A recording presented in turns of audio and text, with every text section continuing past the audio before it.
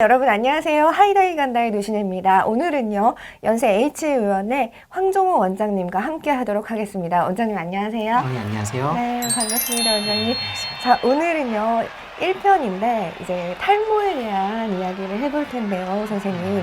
탈모의 정의에 대해서 일단 설명 좀 부탁드릴게요. 네, 탈모는 정상적으로 있어야 될 머리에 모발이 없는 것을 탈모라고 합니다. 사람의 머리에는 평균 한 10만 개 정도의 머리털이 있어요. 네. 근데 하루에 평균적으로 한 50에서 100개 정도는 빠집니다. 근데 뭐 하루에 100개 이상 빠진다 그러면은 병원을 찾아서 탈모가 정말로 있나 이렇게 확인을 받아봐야 합니다. 네. 100개 이상 빠지는지 네. 이거 맨날 확인을 해야겠네요. 그렇죠. 확인을 해야 됩니다. 꼭. 아니, 저 진짜 머리카락 많이 빠지거든요. 네. 네, 원인이 정말 많이 있겠지만, 네. 이 탈모도 여러 가지 종류가 있을 것 같아요. 네, 여러 가지가 스트레스도 있죠. 있고, 뭐, 무슨 원형 탈모도 있고, 정말 많을 것 같은데, 설명 좀 네. 부탁드릴게요. 탈모는 커다랗게 두 가지로 종류로 저희가 보는데, 첫 번째는 흉터가 생기지 않은 비반응성 탈모, 그리고 두 번째는 흉터가 생기는 반응성 탈모, 이렇게 네. 두 가지가 있습니다.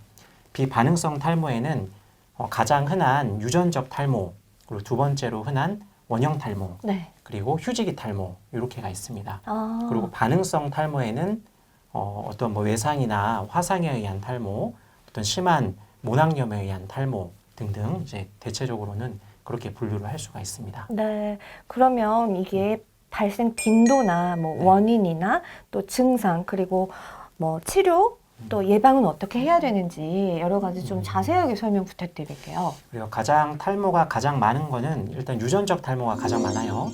그래서 남성형 탈모가 가장 많고, 그 다음에 또 유전적 탈모로서 여성형 탈모, 그렇게 볼 수가 있고, 두 번째로는 원형 탈모가 있습니다. 네. 그리고 세 번째는 이제 휴지기 탈모, 대체로 그렇게 세 가지가 우리가 주변에서 볼 수 있는 탈모의 가장 흔한 그런 형태라고 볼 수가 있습니다. 아, 그렇군요. 그러면 증상도 좀 자세하게 알고 싶은데.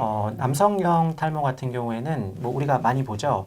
주로 이 M자 앞머리 이마 라인이 일단은 먼저 탈모가 생기고, 네. 그리고 정수리나 이런 가운데 쪽, 뭐 그런 데가 남성들 같은 경우는 주로 생깁니다. 그리고 여성들은 남성하고는 다르게 헤어라인이 변화가 있거나 그러진 않아요. 대체로는. 그런데 머리 정수리 쪽이 좀 모발의 두께가 조금 얇아지고 개수가 좀 줄어드는 그런 특징이 있습니다. 네. 그리고 이제 두 번째로 흔한 원형 탈모는 이름 그대로 탈모가 이렇게 동전 모양으로 원형 반을 형성을 합니다.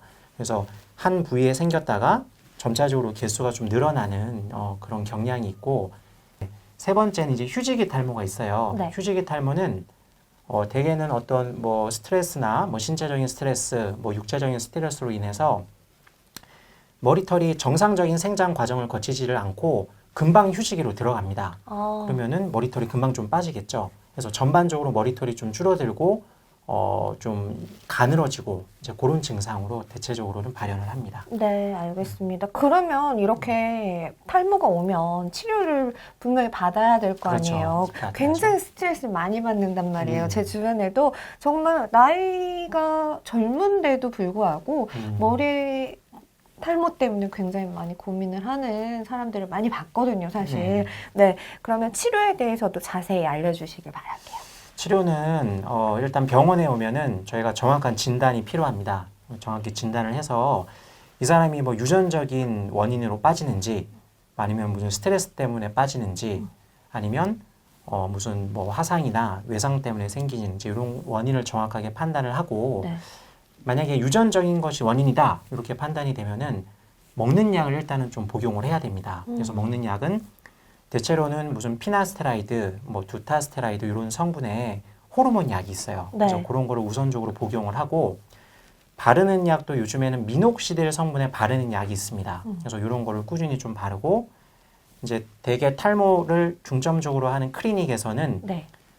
자기장을 이용한 뭐 헤어셀 레이저 이런 거를 많이 사용을 합니다. 그래서 자기장 치료, 이제 수술적으로는 모발 이식, 뭐 그런 거가 되게 병원에서 할 수 있는 치료 방법이라고 할 수가 있습니다. 네, 맞아요. 제가 정말 어떻게 이렇게 네. 네, 들은 바로는 네. 이렇게 머리를 그러니까 남성들이 이제 젊은 남성들이 머리가는 탈모가 와서 이 머리 그 털을 이식하고 난 후에 정말 만족감이 그렇게 크다고 해요.